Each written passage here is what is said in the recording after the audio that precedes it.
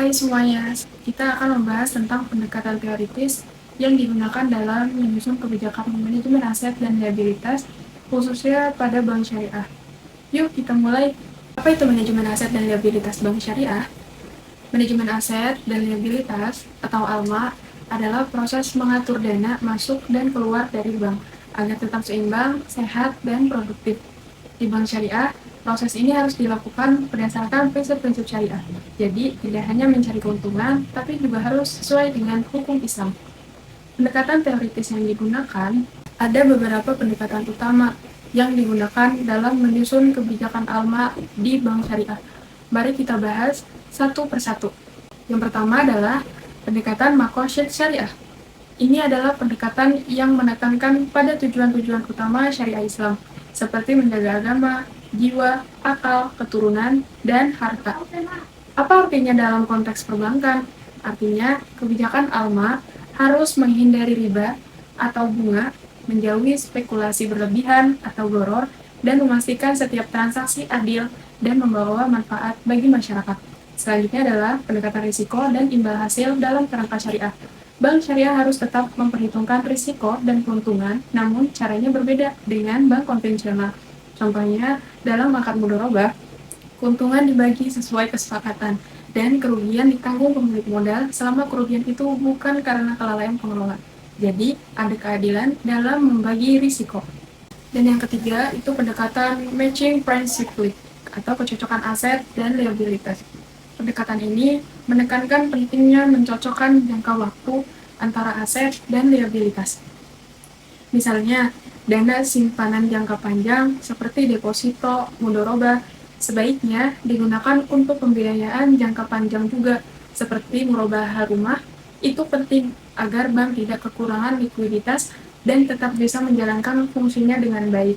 Dan yang keempat, itu ada pendekatan kepatuhan syariah atau syariah compliance. Bank syariah tidak bisa asal ambil keputusan keuangan. Semua kebijakan harus disetujui dan diawasi oleh Dewan Pengawas Syariah. Selain itu, bank juga harus mengikuti fatwa dari Dewan Syariah Nasional Majelis Ulama Indonesia atau DSN MUI. Dan yang terakhir adalah pendekatan prudensial, yaitu kehati-hatian dalam mengelola risiko. Bank syariah tetap mengikuti aturan dari Otoritas Jasa Keuangan atau OJK, serta lembaga internasional seperti IFSB dan AOFI. Dengan pendekatan ini, bank syariah menjaga stabilitas, menghindari risiko sistematik, dan tetap dipercaya oleh masyarakat. Selanjutnya, kita akan membahas tentang FDR, atau Financing to Deposit Ratio. Apa itu FDR? Bagaimana cara menilainya? Dan kapan FDR dianggap sehat atau justru berisiko? Yuk simak penjelasannya. FDR adalah singkatan dari Financing to Deposit Ratio. FDR mengukur seberapa besar dana pihak ketiga, yaitu simpanan dari nasabah yang disalurkan bank dalam bentuk pembiayaan. Ini adalah rumus dari FDR. Semakin tinggi FDR, berarti bank semakin agresif dalam menyalurkan dana. Tapi, jika terlalu tinggi, bisa berbahaya bagi likuiditasnya. FDR diatur dalam regulasi OJK, seperti POJK nomor 17 tahun 2014 dan SEOJK nomor 10 tahun 2016. Nah, menurut ketentuan tersebut, berikut ini adalah kategori tingkat kesehatan bank berdasarkan FDR-nya. Ini tabel visual FDR. Berapa persen FDR yang masuk ke beberapa kategori? Ada sangat sehat, sehat, cukup sehat, kurang sehat, dan tidak sehat.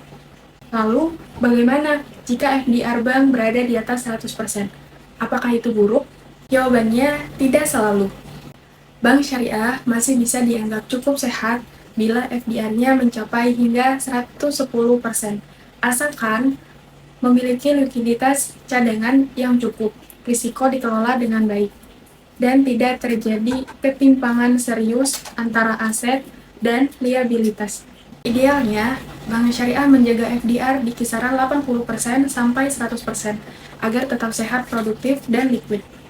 Jadi, FDR adalah indikator penting dalam mengukur kesehatan likuiditas bank syariah